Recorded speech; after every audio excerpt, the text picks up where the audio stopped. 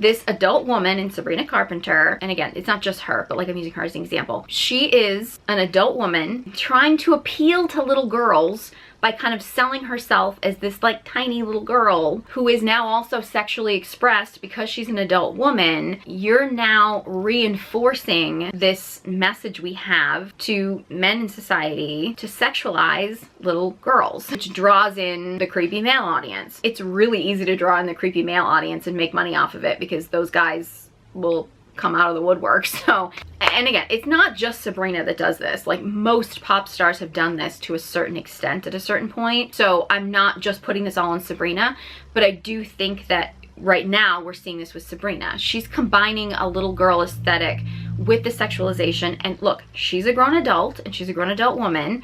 Can she sexually express herself as a grown adult woman? Of course she can. However, she's not doing it just as a grown adult woman. She's doing it as a public figure, as a pop star, and is being marketed to appeal to certain audiences and to be influential to certain audiences. That's part of her job. That's part of how she makes money. And it really does like drive me crazy that we take that responsibility off of celebrities and public figures. It's like, you are a multi-millionaire because you have a public image. You made yourself into a commodity to make millions, in some cases billions of dollars, but yet we're not supposed to hold them accountable for the images that they portray, for the influence they have on society. They're literally paid to be influencers. That's their job. So the idea that we can't critique them for the influence, whether we think it's positive or whether we think it's negative, that they have on society is crazy. Like, they're not acting as just regular individuals. They're acting as a product. Like, they're acting as something that we are consuming. You make yourself into a product, then people are allowed